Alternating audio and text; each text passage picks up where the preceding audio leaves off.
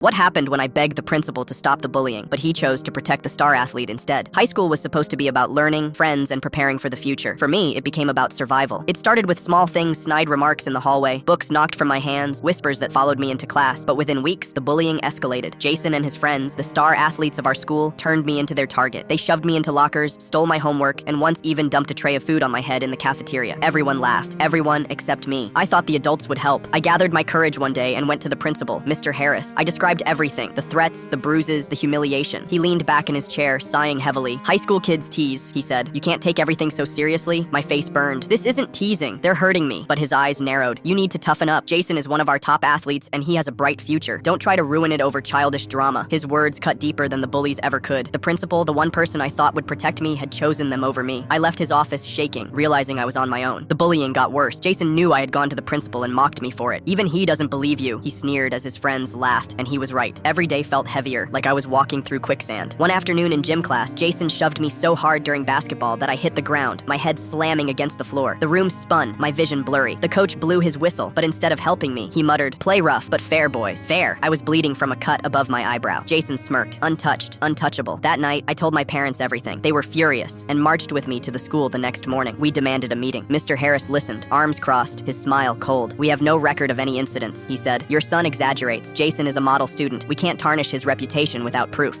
As if my bruises weren't enough. My parents pulled me out of school for a week. During that time, I thought about giving up, about transferring, but something inside me snapped. I was done being silent. When I returned, I carried my phone everywhere. The next time Jason cornered me in the hallway, I hit record. His voice was clear. Threats, curses, the sound of a punch landing on my stomach. I doubled over in pain, but the camera kept rolling. That night, I showed my parents. Their faces hardened. The next day, they sent the recording to the school board. Within hours, everything changed. The board launched an investigation. Teachers who had looked away were questioned. Students who had laughed were asked to testify. Jason's perfect image began to crack. But the most shocking part? Mr. Harris had been actively covering up complaints for years. Mine wasn't the first. There had been dozens before me, reports buried, parents silenced, files misplaced. He had protected athletes, children of wealthy donors, anyone whose reputation mattered more than the safety of kids like me. When the truth came out, Jason was suspended, stripped of his sports captain title, and faced charges for assault. Mr. Harris was forced to resign. I should have felt victorious, and in some ways I did. But the scars ran deep. Friends still avoided me, afraid of being the next target. Teachers looked at me differently, half with pity, half with guilt. High school didn't magically become safe overnight, but I had exposed the truth, and that mattered. Years later, I still think about those days. About the betrayal of walking into an office, begging for help, and being told my pain wasn't important enough. About how silence protects the wrong people. I carry those scars, but I also carry the knowledge that I stood up when it mattered. And if I ever see injustice again, I'll never let anyone's reputation matter more than someone's life, because I learned the hardest lesson. Sometimes the bullies aren't just in the hallways, they're sitting behind the principal's desk.